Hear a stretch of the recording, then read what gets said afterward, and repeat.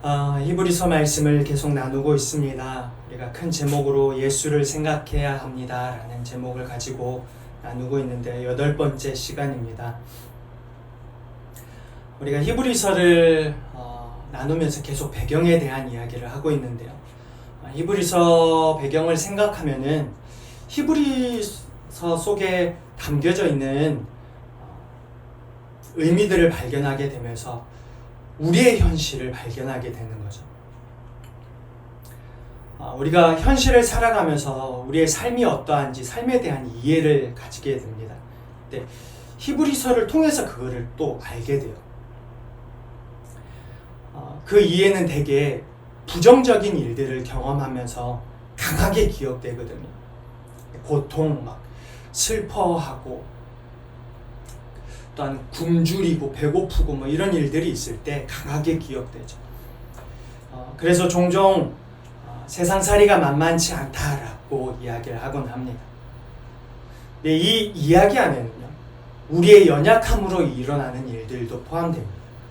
연약해서 일어나는 어떤 감정적, 육체적 아픔, 슬픔, 갈등, 가난, 그리고 죄로 연결되는 유혹과 같은 일들입니다. 히브리서 배경 안에 이 모든 내용이 포함되어 있어요. 당시 예수 그리스도를 믿는 자들의 삶을 배경으로 두고 있어서 그런 일들이 벌어지는 거거든요. 근데 히브리서를 가만히 보면은 우리가 그렇지라는 생각을 하게 돼요. 그들의 배경을 계속해서 이야기하지만 그 배경을 다시 한번 보면요, 이들의 삶에 무슨 일이 있었냐면 재산의 피해가 있었고, 종교적인 핍박이 있었고, 민족의 핍박이 있었고, 가난을 겪어야 됐고, 직장을 구하지 못하게 되고, 배고프고, 슬프고, 외롭고, 이런 일들이 계속해서 일어나는 거죠. 근데 그래서 믿음이라는 것을 말하기 전에 이들이 겪어야 했던 일로 인해 배교의 문제로 이어졌다는 점을 우리가 염두에 두고 봐야 됩니다. 이게 오늘 우리 현실 속에서 겪는 일들이거든요. 우리가 언제 예수님과 거리감을 두게 되죠? 우리 현실적인 문제 앞에 배고프고 슬프고 외롭고 이런 문제들 때문이거든요. 이렇게 히브리서를 보게 되면 우리 삶에서 일어나는 문제로 흔들리는 우리의 연약함을 볼 수 있어요. 우리의 연약함을 히브리서를 통해서 보는 거거든요. 그리고 우리의 연약함을 보고 오늘 본문 속에 나와 있는 우리의 연약함을 동정하지 못하실 이가 아니오라는 말씀을 봐야 되는 거죠. 오늘 본문은 우리 삶의 문제를 가지고 있는 우리에게 연약함에 대한 이야기를 먼저 해주고 있습니다. 연약함이라 번역된 원어는 아스데네이아라는 단어라고 해요. 이 단어는 힘의 부족, 약함, 허약, 또 불완전, 또 재난, 고통, 괴로움 등등의 뜻을 가지고 있어요.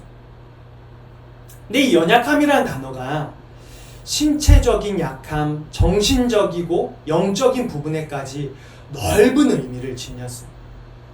근데 본문에서는 연약함이라고 얘기를 했지만 사실은 연약함들이에요. 근데 이 단어에서 알 수 있듯이 한두 가지 연약함을 가지고 있는 게 아니라는 거예요. 그러니까 한두 가지의 연약함 때문에 넘어진 자들이 아니라는 거예요. 여러 가지의 연약함을 가지고 있는 자들이 겪어야 했던 어떤 일들을 먼저 이야기하고 있는 거예요. 그러니까 육체를 가지고 있기에 겪어야 하는 연약함이 있고요. 또 현실을 살아가야 하기에 겪어야 하는 아픔이나 고통이나 슬픔이나 외로움과 배고픔과 그 모든 일들이 있고요.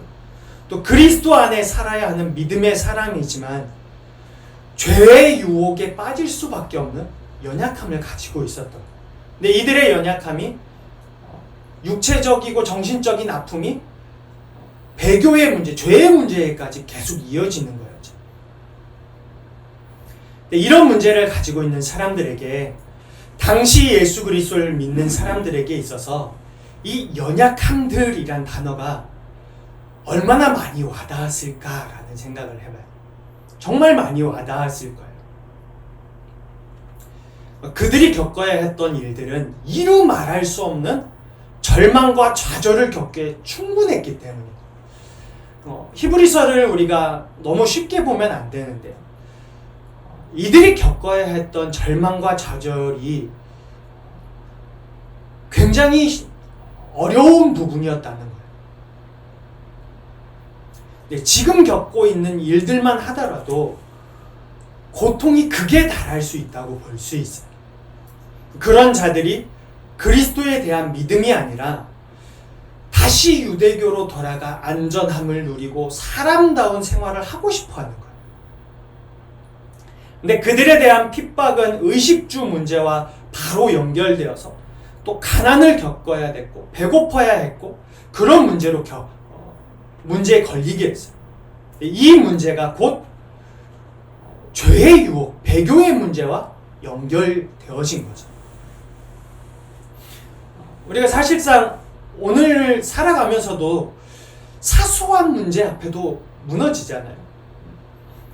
배고프고 또는 우리 짜증나는 일들만 해도요.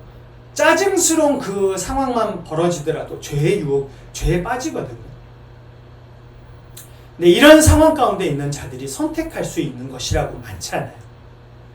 배고픔과 핍박과 억울함을 당하면서 신앙을 지키거나 안정과 인간다운 삶을 위해 유대교로 돌아가거나 하는 일이, 그러니까 둘 중 하나를 선택해야 되는 거죠. 저는 당시 사람들이 얼마나 신앙과 현실 사이에서 많은 갈등을 했을까라는 생각을 해봤어요. 왜냐면 이것이 굉장히 쉽지 않은 일이라는 생각까지 해봅니다. 저 역시도 배고프고 슬프고 외로울 때요. 굉장히 신앙 안에서 굉장한 고민과 갈등들이 제 안에서 일어나는 일들을 경험했었거든요. 지금도 그렇고 앞으로도 그럴 거예요. 자신 있게 말할 수 없어요. 나는 무조건 승리할 거다라고 말할 수가 없어요. 내일을 알 수 없는 게 저의 삶이기 때문이죠. 근데 오늘을 살아가는 우리 입장에서 생각해보면 정말 쉽지 않은 상황이라는 점을 우리가 얼마든지 이해할 수 있죠. 히브리서는 당시 배교의 문제가 있었지만 무턱대고 배교의 문제를 지적하고 죄의 문제를 다루고 있는 성경이 아니에요. 본문이 아니죠. 죄를 지적하는 일은 죄인인 우리가 하는 전형적인 모습인 거예요. 죄를 지적하는 거는 죄인인 사람이 잘하는 거예요. 사실은. 마치 자신은 연약하지 않은 것처럼 죄를 지적하고 자신의 의인이 되는 거거든요. 본문은 죄를 지적함보다 상황을 이해하고 연약함과 싸워야 하는 자들에게 예수 그리스도에 대해서 다시 설명하고 그들의 믿음을 권면하고 안타까운 심정으로 그들이 죄의 유혹에 빠지지 않도록 이야기하고 있는 게 오늘 본문인 거예요. 이와 마찬가지로 그럼 예수 그리스도는 오늘을 살아가는 우리 현실의 벽에 부딪히고 살아가는 우리의 죄를 지적하기보다 죄의 유혹에 빠진 그 모습에서 돌이키고자 안타까운 심정을 가지고 계신 거거든요. 근데 예수 그리스도가 이 땅에 오신 목적은 구원하시기 위해서이지 죄를 지적하기 위해서가 아닌 거예요. 구원이 그분의 목적이기 때문에 그분의 심정은 안타까움을 넘어서 자신의 목숨을 내어 주어서라도 돌이키도록 하는 일을 하신 거죠. 그러면 오늘 본문 속에서 그럼 우리의 연약함들을 보고 있는 그리스도는 어떤 마음을 갖고 계실까? 어떤 마음으로 우리를 대하실까에 대한 질문인데요. 오늘 본문에서는요. 공감이라는 단어를 사용하세요. 그 의미가 가장 강하게 나타난 것이 15절 말씀인데요. 그 말씀을 한번 읽어보겠습니다. 우리에게 있는 대제사장은 우리의 연약함을 동정하지 못하실 이가 아니요 모든 일에 우리와 똑같이 시험을 받으신 이로되 죄는 없으시니라. 우리의 연약함을 동정하지 못하실 이가 아니라는 말을 했는데요. 우리가 가진 연약함들을 공감하신다는 표현입니다. 그러니까 이해하고 공감하신다는 표현이죠. 연약함은 폭넓은 의미를 가지고 있어요. 죄와 관련된 모든 일들, 실수와 넘어짐, 그리고 인간적인 면에서 가지고 있는 연약함을 아우르는 의미예요. 근데 우리의 연약함을 동정하지 못하실 이가 아니라는 표현은 1차적으로는요. 인간적인 연약함과 직면할 때마다 죄의 유혹을 받거나 죄의 유혹에 넘어질 그 가능성이 많음에 대해서 아신다는 거예요. 그러니까 우리가 얼마나 연약한지, 얼마나 자주 넘어지는지, 배고프고 또 인간적인 육체를 가지고 있는 부분에 대해서 아신다는 의미. 2차적으로는요. 저와 여러분의 연약함에 대해서 공감하신다는 표현입니다. 근데 이 표현이 얼마나 감동이 되는지 모릅니다. 누구나 그렇듯 나의 상황이 이해되고 나의 아픔이 이해되어지는 일을 원하거든요. 이미 연약함의 문제를 알고 있고 힘든 상황에서 어찌할 바를 알지 못할 때 가장 필요한 거는요. 이해를 동반한 권면인 거예요. 그렇죠? 내 상황에 대해서 이해하고 그 이해를 동반한 권면이고 같은 상황을 겪은 자의 진심 어린 공감인 거예요. 좀 격하게 표현해 보면요. 제일 재수 없는 표현이 뭔지 아세요? 그것도 못하냐? 그것도 믿음이냐? 하고 말하는 거. 격하게 표현하면 정말 재수 없는 사람이에요. 자기 잘난 것만 이야기하는 사람이죠. 여러분, 죄를 지적하기는 쉽지만 공감하기는 쉽지 않거든요. 누군가의 상황을 이해하고 공감하기 위해서는요, 겪어보지 않으면 불가능하기에 그렇습니다.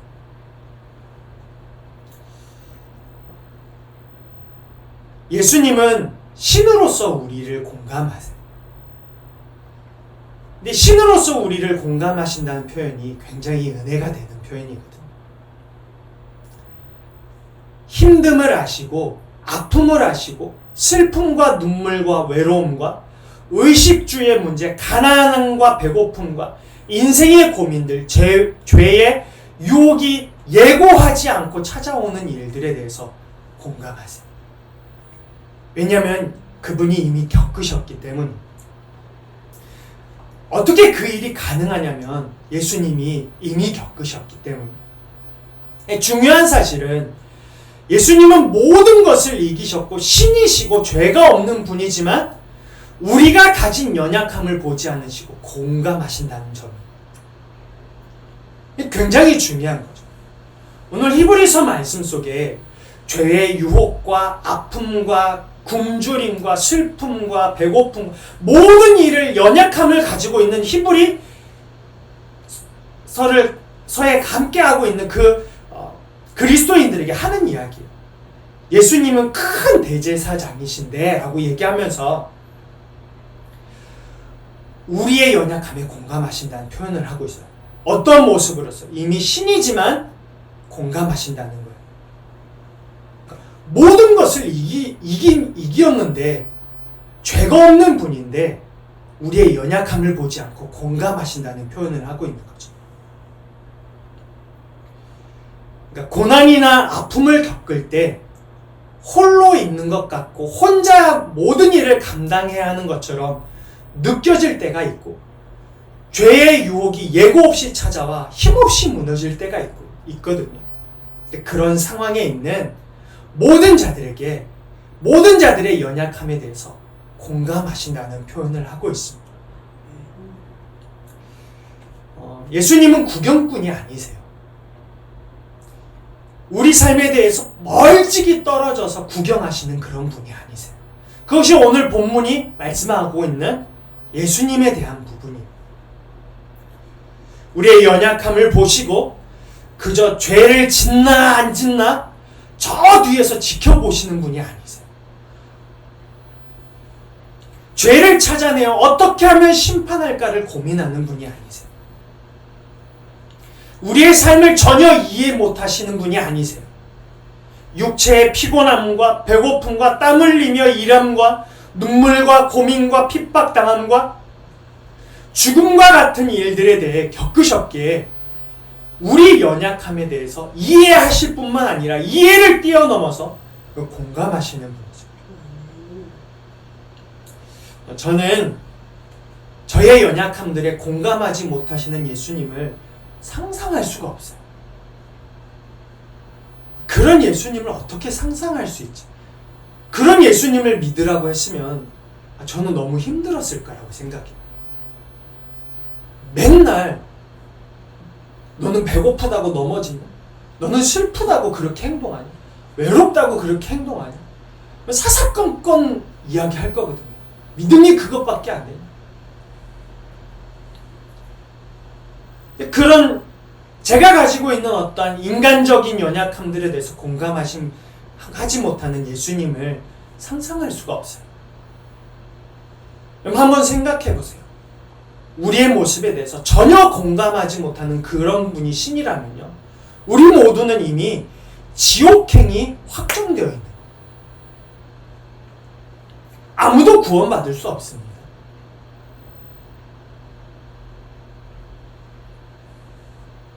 우리 모두가 그렇거든요. 우리 인간의 육체를 가진 우리는요. 우리를 공감하지 못하시는 예수님이 계시면요. 우리 모두는 지옥이 확정되어 있어요.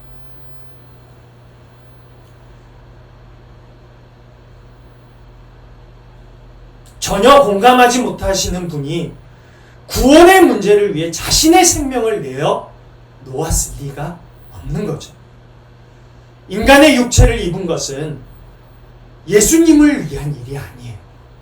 우리를 위해서죠. 육체를 입고 배고픔과 아픔과 감정적인 일, 육체적 고통, 유혹의 자리에 시험을 먼저 겪으셨어요. 그 모든 게 우리를 위해서예요. 그래서 예수님은 쉽게 흔들리는 우리의 태도를 이해하시고 비난하지 않으시는 거예요. 우리의 연약함으로 얼마나 많은 유혹에 넘어지고 죄악 가운데 살아가는지 아시기에 그런 거예요. 그리고 비난보다 구원이 그분의 목적인 거예요. 우리를 공감하시는 그분 앞에서 우리가 해야 할 일이 있습니다. 오늘 본문 16절에서 말씀하고 있는데요. 나아가는 일입니다. 하나님께 나아가는 일이죠. 우리가 연약함을 가졌음에도 불구하고 하나님께 나아갈 수 있는 이유는요. 우리의 처지를 받아주시는 하나님이 계시기 때문이에요. 본문 속에 은혜의 보좌는요. 하나님을 의미해요. 그러니까 하나님께 나아가라는 거예요. 공감하실 뿐만 아니라 우리의 처지를 받아주시기에 가능한 일이에요. 16절에 하나님의 긍휼이 가진 단어의 뜻은 불쌍히 여김, 동정, 자비, 은혜, 친절 등의 의미를 가지고 있어요. 하나님께서 오늘 우리의 연약한 모습을 보시고 불쌍히 여기시고 동정하시고 용서하시는 분이세요. 근데 이 과정을 생각해 보면은 공감으로 끝나지 않으시고 우리가 나아가고자 할 때 받아주시는 것까지 하나님께서 이미 허락하신 거예요. 우리를 받아주신 거죠. 연약한 우리를 받아주셨고 연약한 우리를 불쌍히 여기시고 동정하시고 용서하시고 우리의 처지를 앓을 때 우리를 받아주고 계신 거예요. 근데 하나님의 긍휼은요. 동정과 용서가 포함되어 있는 거예요. 그분이 가지신 긍휼이 있기에 우리는 그것을 믿고 나아가는 거죠. 믿고 나아가는 거예요. 담대히 하나님께 나아갈 수 있는 근거가 여기에 있죠. 하나님이 받아주시니까 가능한 거예요. 하나님이 받아주시지 않으면요, 이게 굉장히 힘든 일이에요. 나를 용서하실까? 나를 받아주실까? 불안해서 어떻게 나아가요?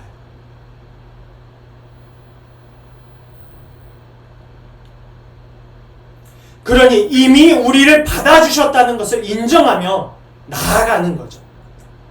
근데 그 사실을 인정하며 부끄러운 모습에도 불구하고 순간순간 매일매일 나가는 거예요. 나아가서 해야 될 일이 뭐 있겠어요?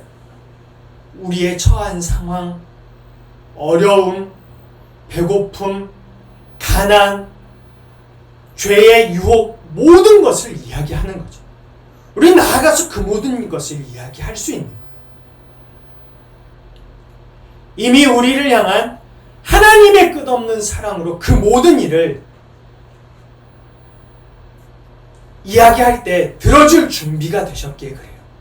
그래서 하나님께 나아가는 일에는요, 위로와 감격이 주어지는 거예요. 하나님께 나아가서 우리의 사정을 아릴 때 위로와 감격이 주어지는 일은 뭐죠? 하나님이 우리를 받아주시니까 그런 거죠. 이해하고 공감하고 용서하고 그리고 우리를 받아주시는 분이 계시니까 사실 위로하고 감격이 있는 거예요. 그리고 하나님께 나아가면서 또 한 부분 가져야 되는 부분이 있어. 그건 때를 따라 돕는 은혜를 주신다는 부분이에요. 하나님께 나아가 우리의 처지를 이야기하면서 기도하는 일은요, 헛되지 않습니다. 물론 그 일들이 하나님의 시간에 달려있죠. 때를 따라 돕는 은혜, 우리가 슬픔 속에서 있을 때 하나님의 은혜는 하나님의 시간에 이루어지죠. 도움은. 그럼에도 불구하고 우리의 기도하는 일은요, 헛되지 않아요.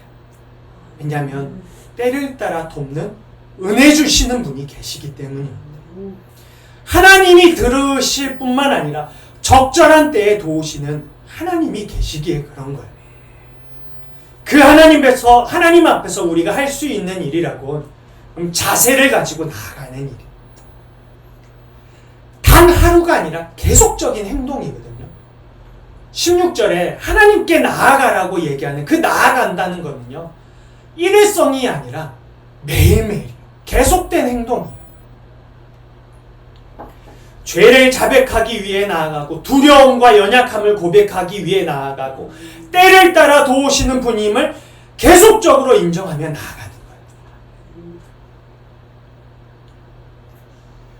우리가 잘하지 못하는 부분이 있다면 아마 계속적인 행동일 거예요. 두려움이 앞서기도 하고요, 하나님을 인정하며 살아가는 것을 놓쳐버리곤 해요.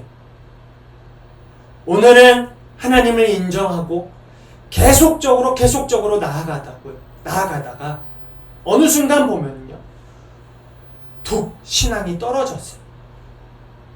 우리의 신앙이 매일 상향곡선만 그리나요? 아니에요. 올라가기도 하고 다운되기도 하고 올라가기도 다운되기도 하고 그것을 반복하고 있거든요. 그러한 삶을 가지고 있는 우리에게 계속적인 행동을 요구하고 있는 거예요. 그저 눈앞에 있는 일에만 몰두하다가 우리를 도우시는 분이라는 사실을 놓쳐버리거든요. 우리의 잦은 실수는 다른 게 아니에요. 우리가 겪는 어려움과 연약함의 문제에서 하나님을 제외시키는 일이죠. 생각보다 많은 시간 동안 하나님을 제외시키거든요. 공감하시고 도우신다는 것을 날마다 인정하며 나아가지 못해요. 그래서 계속적인 행동을 요구하는 거예요. 여러분, 정말 맞습니다. 단 하루가 아니라 계속적인 행동이 필요합니다. 끝없이 베풀어 주시는 하나님의 사랑 앞에서 우리가 취할 수 있는 자세라거든요. 계속해서 도우시는 하나님께 나아가는 일입니다. 계속해서 인정하고 계속해서 고백하고 나아가는 일이 우리가 할 수 있는 일이에요. 우리에게 능력이 어디 있어요? 우린 돌들을 들어서 떡덩이가 되게 할 수 없어요. 상황을 바꿀 수 있는 능력이 우리에게 없어요. 다만 우리의 처지를 알고 우리의 상황을 알고 우리의 기도의 소리를 들으시고 우리의 모든 처지 가운데서 들으시고 공감하시고 때를 따라 돕는 은혜를 주시는 분을 계속 인정하며 나아갈 뿐이거든요. 그럼 멈추지 않고 나아가는 일은 우리의 결단이자 우리의 선택인 거예요. 도우시는 분임을 믿고 나아가는 거죠. 히브리서는 어려움을 겪고 있는 당시 사람들에게 그것을 요구하고 있는 거예요. 죄를 지적하고 있는 게 아니에요. 왜 믿지 못하냐 이 얘기를 하고 있는 게 아니에요. 그 상황 가운데 있는 자들에게 계속해서 나갈 것을 이야기하고 있거든요.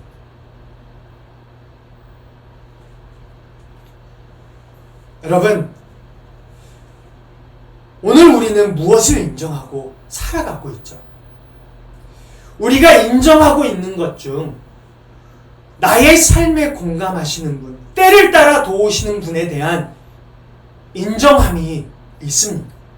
그 인정함이 계속해서 이루어지고 있습니다. 내가 겪어야 했던 어려움으로 인해 공감하시고 도우신다는 사실을 여러분 우리가 잊어버린 건 아닙니까?